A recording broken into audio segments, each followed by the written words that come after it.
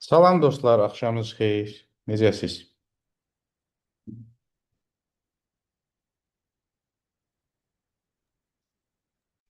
Axşamınız xeyir olsun Vüsal müəllim. Sağ olun, yaxşı olasınız. Necəsiz? Bir neçə dəqiqədə gözləyək, təxminən bir 3 dəqiqə. Ola bilsin gecikənlər var.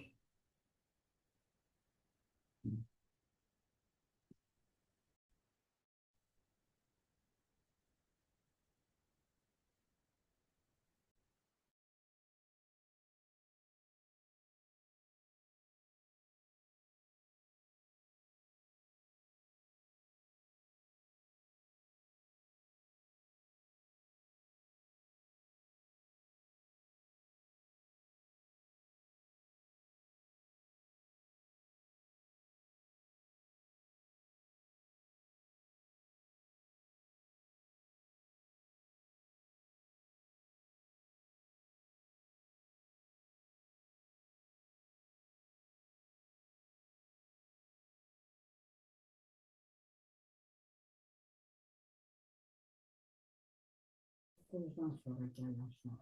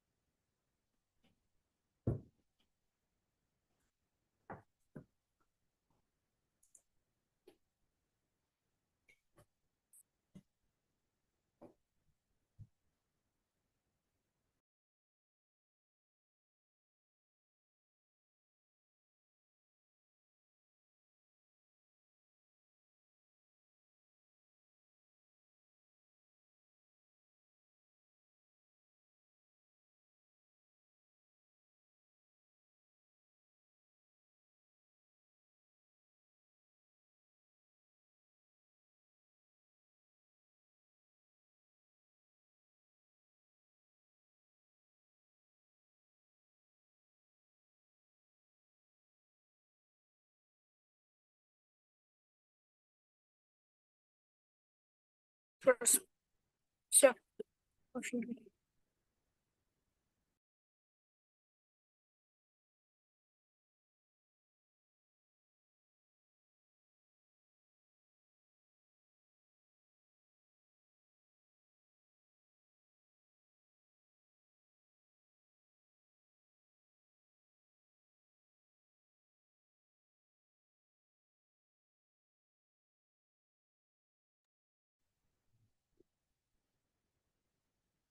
Dostlar, bir daha axşamınız xeyir.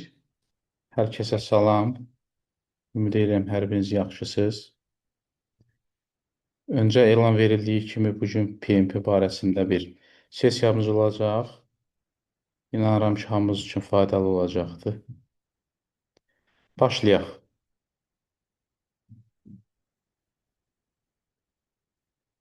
Hər hansı suallarımız olsa, xahiş edəcəm ki, əlimizi qaldıraq. Ümumi ardıcıllıqla sualları cavablandırmağa çalışacağam. Ancaq ümumi təqdimat sessiyamız yekunlaşdıqdan sonra. Dostlar, özüm barəsində qısa məlumat verim. Ümumilikdə 20 il biliyoruz peşəkar karyerada iş təcrübəsinə sahibəm. Xüsusən PMIME, PMP sertifikatı barəsində təqdimat olacaq deyə sizin üçün maraqlı ola bilər deyə bu məlumatı da əlavə etmişəm ki, Cənubi Qafqazda ilk 3 qat sertifikata sahib mütəxəssis olmuşam. Bu Triple Professional adlanır və dünyada təxmini bu say 500 üzəridir. İlk PFMP sertifikatına da, yəni Portfolio Management sertifikatına da sahib olmuşam. Əlavə bir çox məlumatlar var. Onlar burada əks olunmayıbdır. Əsas ümumilikdə 13 beynəlxalq sertifikata sahibəm. LinkedIn-dən profilimdə tanış olan yoldaşlar burada daha detallı görə bilərlər. Və eyni zamanda hər hansı bir sualınız olsa məmnuniyyətlə cavablandıracağam. Dövlət sektorunda, özəl sektorda həm konsultasiya, həm də təlim xidmətləri göstərdik aviaakademi olaraq. Mənim özüm də həmçinin bu istiqamətdə fəaliyyət göstərirəm. Eyni zamanda paralel olaraq e-commerce sahədə də bir sahibkarlıq fəaliyyətimiz var. Ümumilikdə bu 20 illik peşəkar karyeram bilərəm ki, Azərbaycanda böyük təşkilatlarda formalaşıb, 5 böyük təşkilatda. Paralel olaraq da özümün sahibkarlıq fəaliyyətlərim olubdur. İndi əsas keçək bizim PMP məsələmizə. PMP haqqında ümid edirəm ki, sizin ilkin məlumatlarınız var, ancaq çalışacağam ki, o məlumatları sizinlə bölüşüm ki, bu istiqamətdə çoxsaylı suallar alıram. PMP bilək ki, 200-dən çox ölkədə tanınır. Ümumiyyətlə, layihələrin idarə edilməsi istiqamətində bir neçə beynəlxalq standartlar var. Best practice sahəsində tanınmış, qəbul edilmiş standartlar var. Bunlardan biri İngiltərənin Axelos Best Practice-dir. Prince 2 kimi onun layihələr etmə istiqamətində sertifikatı var və istiqamətdə proqramı var. Eyni zamanda digəri deməli beynəlxalq layihələr etmə assosiasiyasıdır və s. Ancaq bunlar həm göstəricilərinə görə, həm qlobal səviyyədə tanınmasına görə PMP ilə müqayisə olunmayacaq dərəcədədirlər. PMP Amerika Layihələr Etmə İnstitutunundur. Bu institutun özünün də çox qədim tarixi var. 1969-cu ildən fəaliyyət göstərir. 60 ilə yaxın bu istiqamətdə təcrübə toplayıbdır. Artıq bir çox istiqamətdə portfelin, proqramın idarə edilməsi, biznes analitika, agile sahələri var, riskin idarə edilməsi və s. Bu kimi geniş şaxələrə artıq ayrılıbdır və çoxsaylı proqramları mövcuddur. Hazırda PMP Amerika Layihələr Etmə İnstitutunun ən tanınan, ən məşhur sertifikatıdır. Bəli, ondan səviyyəcə, yəni senior səviyyə hesab olunur, hansı ki, proqram idarə etmədir, portfel idarə etmədir, bu sahələr var. Ancaq ümumilikdə peşəkarlıq baxımından PMP ən çox tanınanıdır. Və hazırda PMI-in rəsmi məlumatına görə 1,6 milyondan çox şəxs aktiv PMP sertifikatının daşıyıcısıdır. PMI, PMP-nin rəsmi keçid faizini açıqlamış.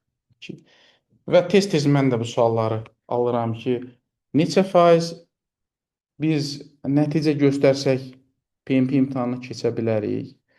Eyni zamanda deməli maraqlı bir göstəricidir ki, imtahanda iştirak edən şəxslərin ümumən illik olaraq onların uğurlu nəticə göstərmə faizi ilə elə imtahandan ortalama keçmə faizi arasında da bir oxşarlıq var.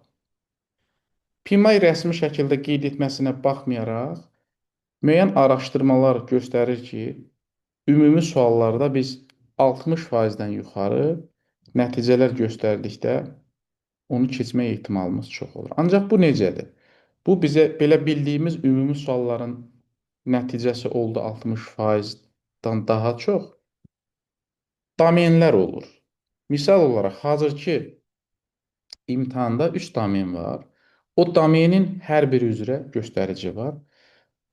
Onlar belə qeyd olunur da, əgər sizin də çalışdığınız təşkilatlarda bu performansın qiymətləndirilməsi varsa və orada müəyyən kriteriyalar varsa, demək olar ki, ona oxşardır. Target orada elə təxminən 60% civarıdır. Var below target, yəni hədəfdən aşağı, bir də var need improvement. Və nəhayət dördüncüsü isə above targetdir. Yəni o daha yuxarı nəticə göstərənlər üçündür. Bu təxminən 75%-dən yuxarı nəticə hesab olunur. Demək olar ki, əsas məsələ bütün domenlər üzrə targetin yığılmasıdır, əldə edilməsidir. Başqa bir, deməli, Pulse of Profession, Amerikanın özünün xüsusi araşdırma sahəsi ilə məşğul olan sahələri var. Onlardan biri bu Pulse of Profession deyilən bölümüdür. O ümumi statistik məlumatları toplayır. Əmək haqqı ilə bağlı ola bilər bu, ümumi başqa statistik məlumatlar ola bilər. 17% PMP sahibləri digərləri ilə müqayisədə daha çox gəlir əldə edirlər. Bu, PMI-nin həmin Pulse of Profession-ın araşdırmalarının nəticəsidir. Və nəhayət, ən maraqlı proqnozlardan biri 2030-cu ilə qədər 30 milyon yeni layihələr etmə mütəxəssisinə ehtiyac yaranacaqdır. Layihələr etmə, mən deyərdim ki, həmişə lazım olacaq, həmişə ehtiyac var. Nəyə görə bu mövzuya keçid eləməli oldum? Mən fərqli sahələrdə təlimlər vermişəm, verməkdə də davam edirəm. Məsələn, onlardan biri də product managementdir. Tez-tez məhsul idarə etmə sahəsində olan mütəxəssislər sual verirlər ki, bəs layihə idarə etmə sahəsi mi yaxşıdır, məhsul idarə etmə sahəsi mi, hansı istiqamətə gedək və s. Mən deyərdim ki, bu birinci növbədə şəxsi bacarıqla, şəxsi imkanlarla əlaqəlidir. Ancaq bilmək lazımdır ki, bu yaxşı və ya üstünlük, zəiflik müqayisəsini aparırıqsa, layihələr etmənin tarixi çox qədimdir. Məhsulun özü layihələrdən ibarətdir. Elə məhsulun özü layihənin outputu olaraq yaradılır əslində. Ona görə də biz artıq üstündür, aşağıdır, aşağı səviyyəlidir və s. Müqayisəsi əvəzinə deyə bilərik ki, layihələr etmə həmişə lazım olan bir bilgi, bacarıq sahəsidir. Və nəhayət, ümid edirəm ki, sizin üçün də ən maraqlı olan məsələlər odur ki, yaxşı, PMP imtahanını biz necə uğurla keçə bilərik? Orada edilən səhvlər hansılardır? Dostlar, mən PMI-nin hazırda 7 sertifikatına sahibəm və bunun 7-si də demək olar ki, peşəkar səviyyədir, üst səviyyədə olan sertifikatlardır. Onun hər biri üçün çox saylı testlər etmişəm, hazırlamışam. Bu öz şəxsi təcrübəmdir. Eyni zamanda çox saylı insanlara dəstək olmuşam, olmaqda davam edirəm. Yəni bir il ərzində təxminən 1000 nəfərə yaxın biz təlim proseslərində iştirakçılar olur. Bütün bu təcrübə həm iştirakçıların, həm özümün şəxsi, həm də ümumi beynəlxalq səviyyədə bir araşdırma eləyib mən bu 6 dənə edilən səhvlər və strategiyalar barəsində məlumatları toplamışam ki, sizinlə bölüşüm. Bunlar nədir? Birinci, bir çox iştirakçılar PMP imtahanına yalnız nəzəri bilik imtahanı kimi qəbul edir və terminləri əzbərləməyə fokuslanır. Dostlar, birinci növbədə bilmək lazımdır ki, imtahanın özü elə təşkil olunub ki, orada siz sanki layihə rəhbərisiniz və hər hansı çətin situasiyadasınız.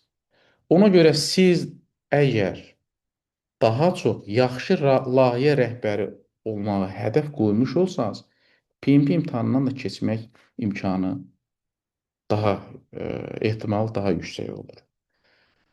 Nəyə görə? Orada situasiyaya görə biz qərar verməliyik. Bizim əzbərlədiyimiz terminlər işlənəcəkdir, ancaq orada vəziyyətlər fərqli olacaqdır. Ümumiyyətlə, indi bu barədə sonda danışacağım. Situativ suallar, xüsusən də mürəkkəb tipli situativ suallar hələ iyul ayından sonra daha çox müşahidə olunacaqdır. PMI özü onu rəsmi şəkildə qeyd edibdir. Ancaq istənilən halda hazırki imtahanda da bilmək lazımdır ki, bu situasiyanı çalışmaq lazımdır, anlayaq. Bunun üçün bir neçə mən ipucunu bölüşürəm. Rekord olunur, sonra da bu video onu deməli video yazını da bölüşəcəyik. Ümid eləyirəm ki, maraqlı şəxslər üçün də faydalı olar. Həmçinin sizin özünüz təkrar baxa bilərsiniz. Bunlar nədir? Birinci növbədə biz çalışmalıyıq ki, o situativ sualları oxuyan zaman bir tutalım uzun bir sualdır. Hansısa bir X bir şirkətdə, ABC şirkətində John layihə rəhbəridir, gəlir B-nin yanına, B isə onun sponsorudur. Onlar arasında müəyyən danışıq keçir. Biz onu müəyyənləşdirməyə çalışırıq ki, John layihə rəhbəri olaraq burada hansı qərarı qəbul etməlidir. Birinci çalışmalıyıq, bütün hekayəni yadımızda saxlamağa çalışmayaq. Orada başa düşməyə çalışaq ki, PMI bizdən nə gözləyir? Bu sualda məqsəd nədir? Məqsədi bilmək üçün fokuslanacağımız sahə olacaqdır ümumi layihə idarə etmədə olan sahələr. Xüsusən hazırda 3 domen üzərindən biz onu deyə bilərik. Bu people domeni ola bilər. Burada hansısa qarşılıqlı münasibətlər, konflikt mi var və ya stakeholderların prosesə cəlb edilməsi mi var? Onunla bağlı mı deməli sual yaranıbdır? Yoxsa hansısa proseslərdən söhbət gedir? Riskin idarə edilməsi, skopun idarə edilməsi, schedule-un idarə edilməsi, resursun və s. Bax, birinci müəyyənləşdirməli olduğumuz şey budur. İkinci müəyyənləşdirməli olduğumuz şey nədir? Layihənin agile və ya prediktiv və ya hibrid olması barədə. Adətən hibrid, agile bu situasiyalar bir-birinə çox yaxın olur. Yəni oradakı bizim verəcəyimiz, seçəcəyimiz cavab yaxın olur. Layihənin yanaşma tipi, o approach ki biz deyirik, hansı tip layihədir? Tamam mı? Nəhayət bunu müəyyənləşdiririk. Nəyə görə? Çünki layihə rəhbərinin özünün layihənin tipinə görə qərar verməsi, yanaşması fərqli ola bilir. Agile layihədə biraz başqa cürdür, ənənəvi layihədə biraz başqa cürdür. Bu kimi təhlil bizə imkan verir ki, və onu deyim ki, bu sürətli olmalıdır. Hər PMP sualı üçün ortalama 1 dəqiqə 15 saniyə hazırda vaxt düşür. 1 dəqiqə 15 saniyə biz onu yekunlaşdırmalıyıq. Əslində biz praktikada nə edirik? Çalışırıq ki, iştirakçılar 1 dəqiqədən aşağı vaxt sərf etsinlər və sualı cavablandırsınlar. Ola bilsin ki, siz 100 sualı hərəsinə 1 dəqiqə yarım sərf etməklə çox yüksək səviyyədə cavablandıra bilərsiniz. Tutalım 80% üzəri. Amma onu daha qısa müddətə daha az cavablandırmaq ehtimalınız var. Ona görə də tövsiyə olunur ki, o vaxt məsələsinə biz diqqət yetirək. Növbəti səhv. Növbəti səhv nədir? Araşdırmalar göstərir ki, daha təcrübəli şəxslər, baxmayaraq ki, onlar hesab edirlər ki, yaxşı hazırlaşırlar və ümumiyyətlə də yaxşı bilgiləri var. Onların kəsilmək ehtimalı, yəni fail etmək ehtimalı digərləri ilə müqayisədə çox olur. Niyə? Biz təcrübədə də çalışırıq bunu müəyyənləşdirək. Bu tip iştirakçılar olanda o iştirakçılarla xüsusi işləyirik. Məsəl üçün, mən belə bir yanaşmadan istifadə edirəm. Deyirəm ki, tamam, bu situasiyada PMI belə edir. Bəs sizin real praktikanızda necə edirsiniz? Tədricən bu cür yanaşmalarla biz oturuşdururuq ki, tamam, biz necə işləmişik? 10 il, 15 il, 20 il fərq etməz. Vacib olan PMI bunu necə görmək istəyirdi? Niyə? Birinci növbədə imtahanı qazanacağıq, imtahanı keçəcəyik, bunun üçün lazımdır. İkinci növbədə zaten PMI-in məqsədi odur ki, bizim təfəkkürümüzdə bir dəyişiklik baş versin ki, biz də gedib çalışdığımız yerdə hansı dəyişikliyi edək. Yoxsa əks halda bizim qazandığımız bir parça kağız olacaqdır, sertifikat. Ona görə biz bunu deyirik ki, ən yaxşı strategiya PMI mindsetinə uyğunlaşmaqdır. Onu necə deyərlər, bu ingiliscə bir söz var, digest etməkdir. Yəni qəbul etmək, həzm etməkdir ki, wow, mən belə düşünürdüm. Pima isə belə düşünür. Baxmayaraq ki, bizdə təşkilatımızda bu cür idi. Ancaq sən demək bu cür olmamış və niyə? Bu niyələr, onlara cavab axtara-axtara biz artıq bu mindseti oturtmuş oluruq. Öncəki səhvlər və strategiyalarla bağlı danışanda əslində biraz çox yer ayırmış oldum və traditional agile hibrid barəsində olan seçim məsələsinə toxundum. İndi dostlar, vacib məsələlərdən biri əgər sualın ənənəvi, agile və ya hibrid layihə tipinə aid olduğunu müəyyənləşdirməkdirsə, ikinci vacib məsələ bunlar barəsində bizim sağlam bilgilərimizin olmasıdır. Biz bilək ki, agile layihə nədir? A-dan Z-ə qədər. Layihə necə başlayır? Tutalım ki, layihənin seçim kriteriyası, prioritetləşdirmə məsələləri olsun, yaxud onun orada planlaşdırma məntiqi necədir, ənənəvidə necədir? Bu hibrid ola bilər. Necə hibrid ola bilər? Hibridin özünün növləri var. Hansı tip hibrid olar? Tutalım ki, bir hibrid layihədir. Orada layihə rəhbəri təsəvvür eləyin.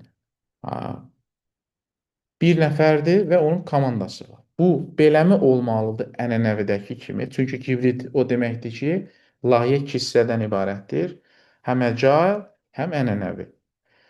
Ənənəvidə layihə rəhbəridir və onun layihə komandasıdır. Burada qərar qəbul etmə biraz daha başqa cürdür. Change, dəyişiklik baş verirsə biraz daha başqa cürdür. Və s. Bunları dəqiq bir-birindən fərqləndirmək. Hətta change-in özü traditionalda nə vaxt ola bilər, nə vaxt tutalım change kontrola gedə bilər, nə vaxt layihə rəhbərinin özünün authority-si var ki, artıq o change control board-a göndərməmişdir, özü etsin və s. Bu dəqiq sərhədləri, yəni layihə tipləri arasındakı o sərhədləri müəyyənləşdirəndən sonra rahat bir şəkildə qərar verə bilirik ki, biz aha, burada situasiya necədir? Bu situasiyada layihə rəhbəri nə etməlidir? Dördüncü, vaxt idarə etməsinə hazır olmadan imtahana girmək. Bu barədə də öncəki slaydda danışdıq. Vaxtın idarə edilməsi çox vacibdir. Mən sizə deyim ki, məndə deməli 13 beynəlxalq sertifikatın hər 12-sini birinci cəhddə mən keçmişəm. Birini PGMP-ni, proqram idarə etmə üzrə peşəkarlığı da kəsilmişəm. Əslində o kəsilməklə bağlı, yəni fail etməklə bağlı mən iki nümunədən danışırsam, ondan biri vaxtın idarə edilməsidir. Məndə orada özüm hazırlaşmışdım və oxşadırdım layihə idarə etməyə. O zaman ümumiyyətlə deyərdim Cənubi Qafqazda proqram idarə etməklə bir peşəkar yox idi. Ona görə özüm hazırlaşırdım. Bunun üçün lazım idi hansısa eksperimenter tapmaq və s. Hansı ki, o mən fail etdim. Ondan sonra xarici mentorla hazırlaşdım. Və fail etməyimin səbəbi nə idi? Suallarda məntiqi tuta bilmirdim və daha çox vaxt sərf olunurdu və vaxtı çatdıra bilmirdim. Tamam mı? Ola bilsin ki, daha uzun müddətə bəlkə də keçmək imkanım ola bilərdi. Tamam. Bu səbəbdən də dostlar, hazırlıq prosesində ola bilər ki, özünüz self-study eləyirsiniz. Yenə vaxt məsələsinə önəm vermək lazımdır. Yəni, kör-körənə testləri edirik, sonra da mən əla nəticə toplayıram, amma əla nəticəni nə qədər müddətə göstərə bilirəm? Bu çox vacib məsələdir. Bunları formalaşdırılandan sonra, əmin olandan sonra biz imtahana daxil ola bilərik. Ümumiyyətlə, imtahan prosesində necədir? Hazırda 230 dəqiqə 180 sual üçün vaxt ayrılır. Dostlar, onu vurğulayım ki, etiraf edim həm də ki, ümumi biz baxdıqda PMI-ın, xüsusən PMP-nin tarixçəsinə 2021-ci ildən indiyə qədər olan vaxt, hansı ki bu 2000 bu ilin iyun ayının sonu yekunlaşır. PMP sertifikatını almaq üçün ən əlverişli vaxt olubdur. Ondan qabaq da çox ağır idi. Məsələn, mən ondan qabaqki dövrdə imtahan vermişəm, xatırlayıram. Niyə? 240 dəqiqə vaxt ayrılırdı və heç bir fasilə yox idi və 200 sual idi. 4 saat ərzində dayanmadan sualları cavablandırmaq lazım idi və çox insan əslində dözə bilmirdi, çox yorulurdu həddən artıq, psixoloji cəhətdən, bir ya su istəyirdi və s. Sona çatdıra bilmirdi imtahanları, kəsilirdi. Ancaq 2021-dən sonraki bu vaxt bu dəyişikliklər baş veribdir. 230 sualdır, 180 dəqiqədir və başqa bir üstünlük ondan ibarətdir ki, əvvəlcə 5 proses qrup var idi və hər o ümumilikdə 5 proses qrupda 49 proses var idi. Təsəvvür edin ki, hər prosesin 49 proses qrupda inputları var idi. Onun tool texnikləri var idi və outputları var idi. Hərəsində bəzən olurdu bu 5 input olurdu. Tutalım ki, 3 tool texnik istifadə olunurdu və nəhayət bir neçə dənə də tutaq ki, 3 dənə, 5 dənə output. Siz bunun hamısını yadda saxlamalıydınız. Bilməliydiniz ki, hər bir prosesin inputu nədir, orada istifadə edilən tool texnik nədir, output nədir. İndi bunun üçün geniş imkan yarandı. Amma biraz təəssüf ilə deyə bilərəm ki, artıq PMI müəyyən qədər iradları nəzərə alaq ki, PMP-nin alınması asanlaşıbdır, adiləşibdir. PMP sertifikatını alanlar heç də sizin standartlarda və s. qeyd olunduğu kimi peşəkarlıq nümayiş etdirmirlər və s.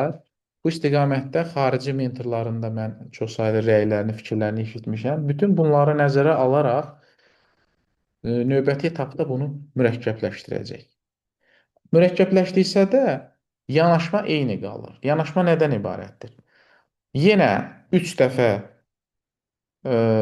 deməli 3 hissəyə bölürük biz imtahanın suallarını. 180 sualı bölürük 60-60-60. Necədir? 60 sualdan sonra avtomatik olaraq ekrana bir xəbərdarlıq çıxır ki, siz fasilə götürə bilərsiniz 10 dəqiqə. Amma bilmək lazımdır ki, bu fasilələr bizim ümumi vaxtımızdan gedir. Tövsiyə olunur ki, bu fasilələri götürək. Tamam mı? Kimsə istəyir birini götürür, kimsə istəyir hər ikisini götürür. Götürməkdə fayda var. Bu 10 dəqiqəlik fasilə zamanı bir refresh gedir, biz müəyyən hərəkətlər edirik, təmiz hava qəbul edə bilirik, tutaq ki, biraz miqdarda su qəbul edə bilərik və s. Məhz bunun özü də strategiyanın tərkib hissəsidir. Yəni, biz o mock examləri ki, hazırda edirik, çalışmalıyıq onun imtahan şəraitinə o cür uyğunlaşdıraq. Vaxt bölgüsünü, o cür tutaq ki, fasiləni və s. Yəni, burada sağlam strategiya dedikdə bunlar nəzərdə tutulur. Ümid edirəm ki, bu ətraflı məlumat da sizin üçün faydalı olar.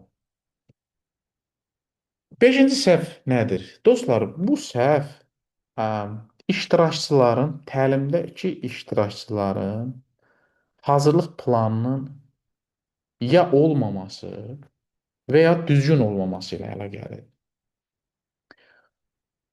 Təcrübədə nə görürük?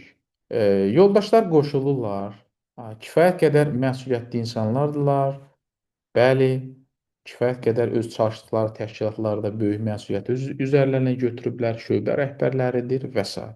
Amma onlar baxırıq ki, başlayırlar yavaş-yavaş təlimə qoşula bilməməyə, hansısa bir səbəb əsas göstərilir ki, görüşlər oldu, ezamiyyətdə olduq və s. Sualları ardıcıl olaraq cavablandıra bilmirlər.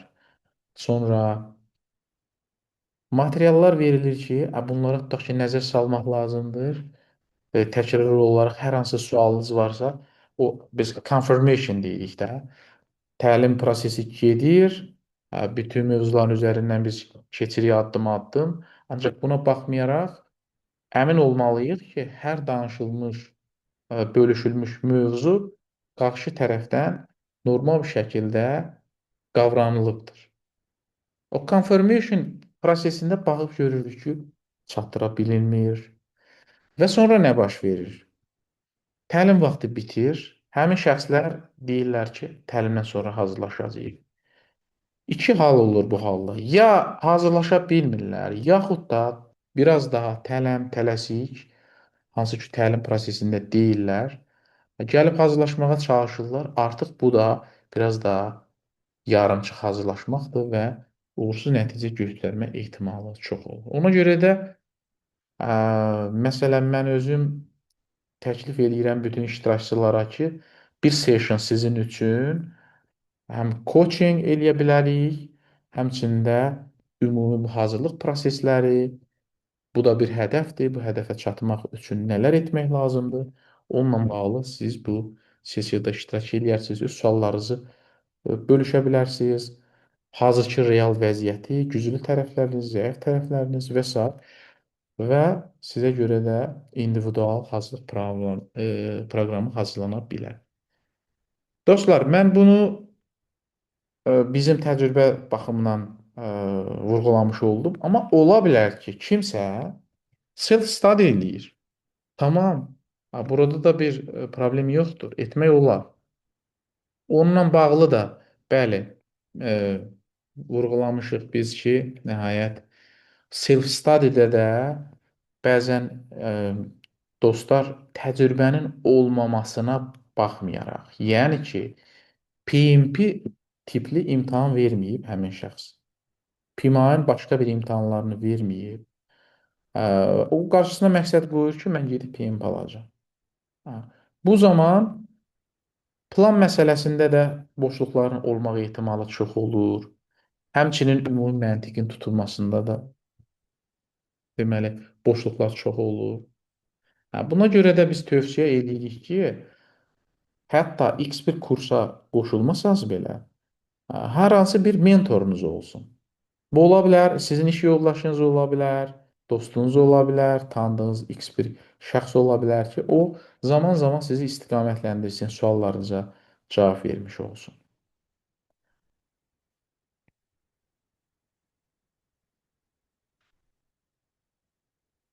Yeni PMP imtahanında nələr dəyişir? Dostlar, yeni PMP imtahanında əsas dəyişikliklər olaraq süni intellekt əlavə olunubdur. Daha sonra davamlılıq, sustainability. Sustainability. Mən proqram menecment və portfolio menecmentdə ayrıca domen olaraq bu sustainability-nə keçmişəm.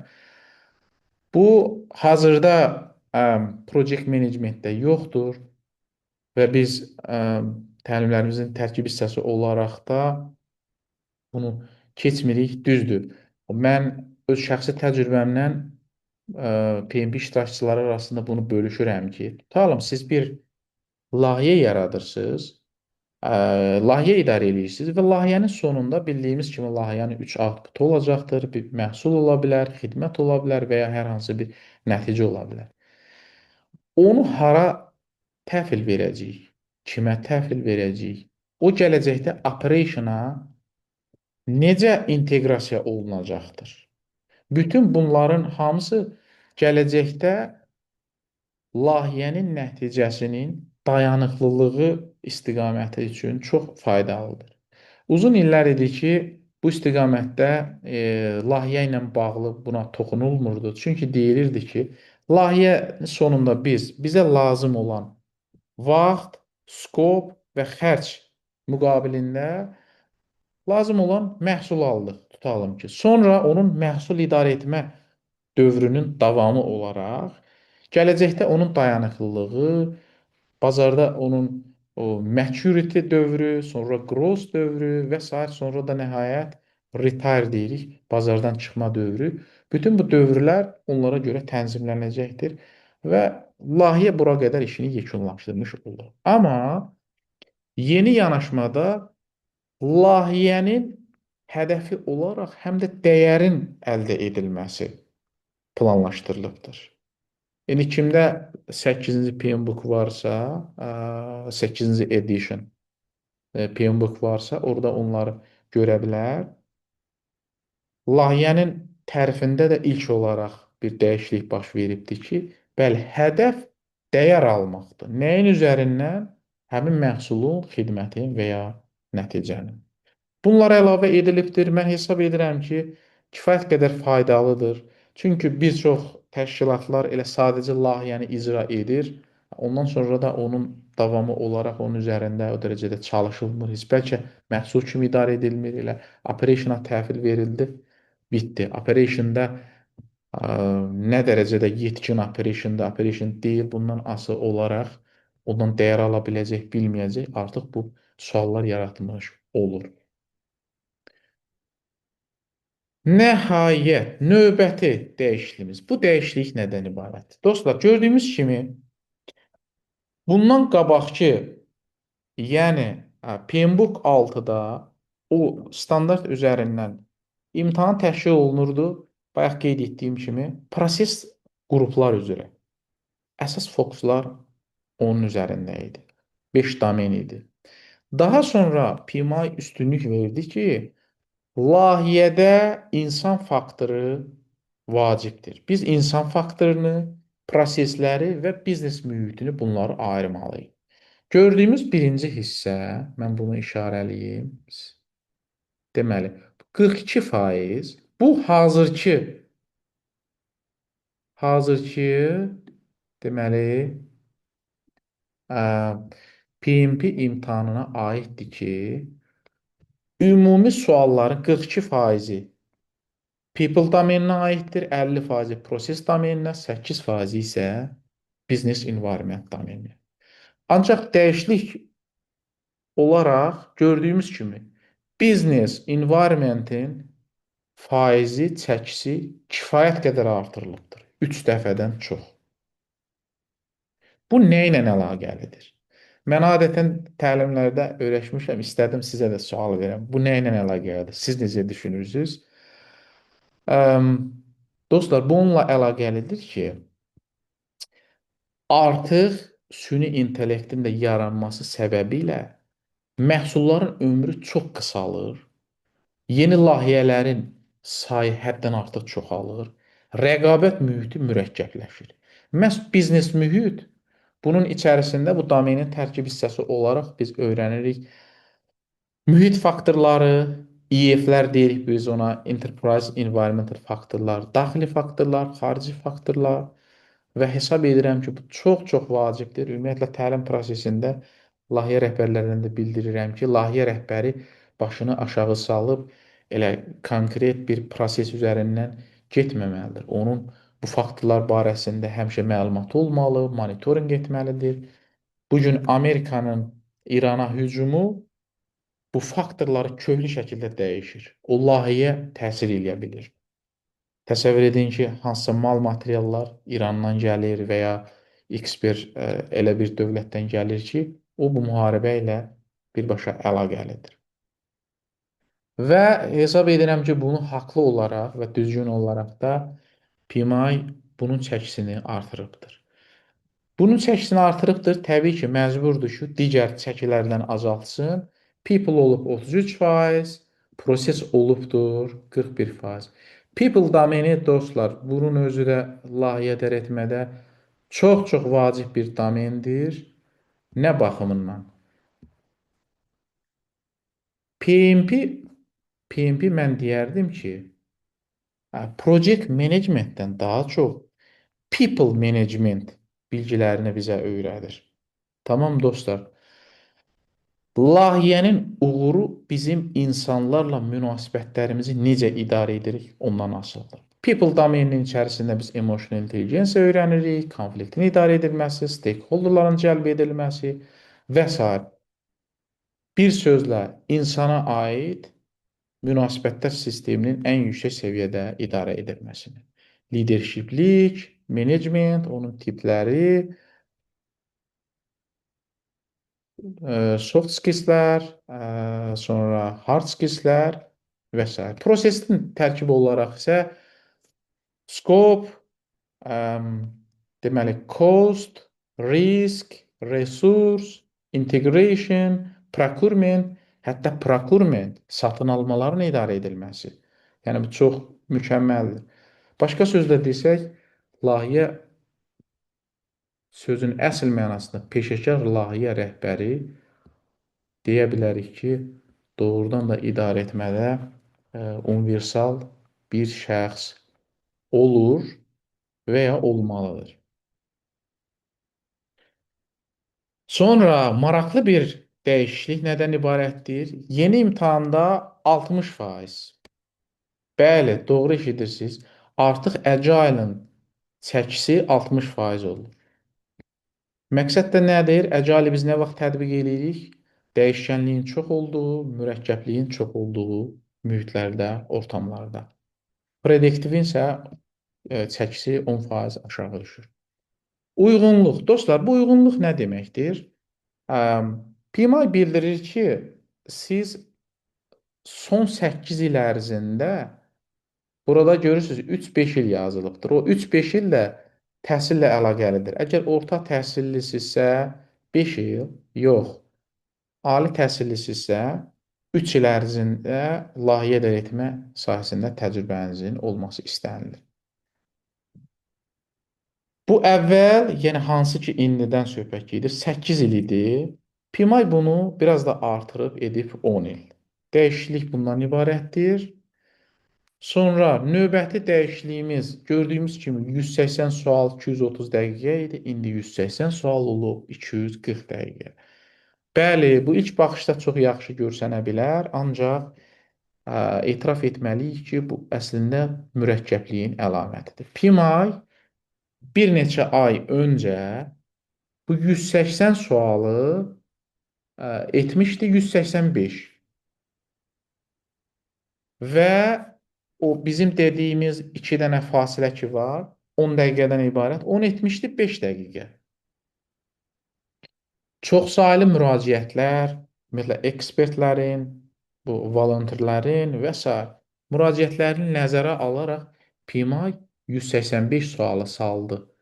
180 suala və o 5 dəqiqəlik fasiləni də qaldırdı 10 dəqiqə. Ona görə burada o dəyişiklik kimi göstərilir. Niyə? PMI-ya müraciət olundu, bildirildi ki, növbəti hansı ki iyuldan sonraki olacaq imtahan çox-çox qabaqçı ilə müqayisədə çətindir. İndi mən bir nümunə göstərəcəm. Məsələn, PMI bildirir ki, suallar bu cür düşəcəkdir. Düzdür, daha çox təcrübəsi olan peşəkar insan indi ingilis dilində yaxşı bilirsə, sürətlə oxuyub bunu tez oradan keywordləri götürüb başa düşməyə çalışacaq, qiymətləndirib düzgün cavab tapmağa çalışacaqdır. Ancaq nəzərə alsaq ki, kimsə yenidir, o dərəcədə PMI-nin imtahanlarını verməyibdir və s. Onlar üçün bunun daha çətin olması görsənir. Təbii ki, oxşar testlər hazırlanacaqdır. Bizim özümüz də o istiqamətdə işləyirik, çalışırıq, öz ümumi proqramımızı ona adaptasiya eləyəcəyik. Ancaq məsələ budur ki, mürəkkəblikdir. Yəni, o artıq mürəkkəblik çəkisinin qismən ağırlaşması deməkdir. Suallar daha çox real mühitlərə əsaslanır, daha interaktiv və daha situasiya əsaslıdır. Dəyişikliklər də bundan ibarətdir. Belə dostlar, indi suallarımız varsa buyurun.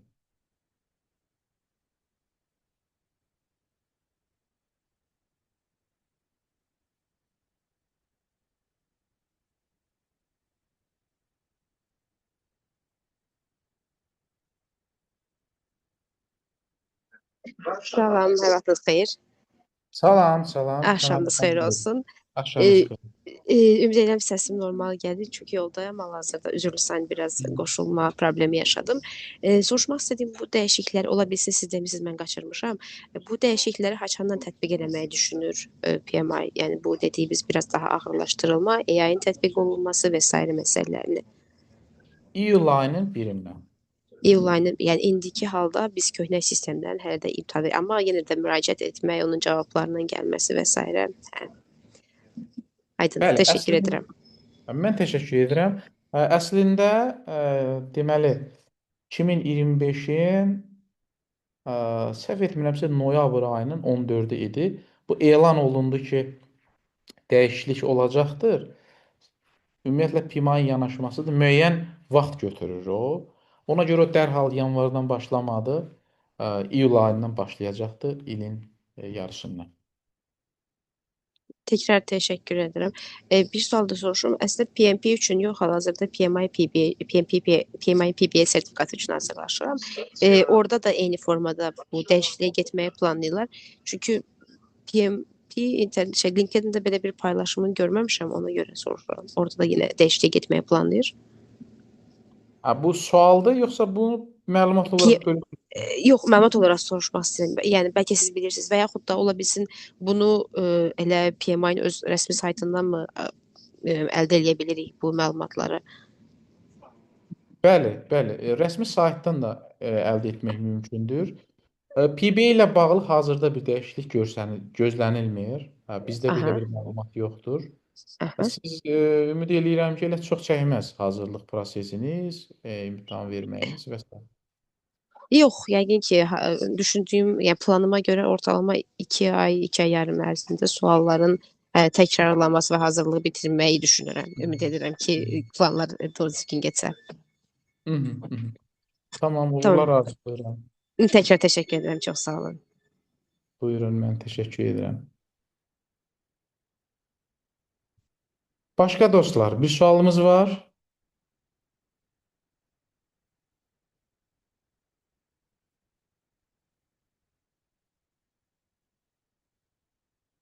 Tamam, bir sualımız yoxdursa sağollaşaq. Sizə uğurlar arzulayıram.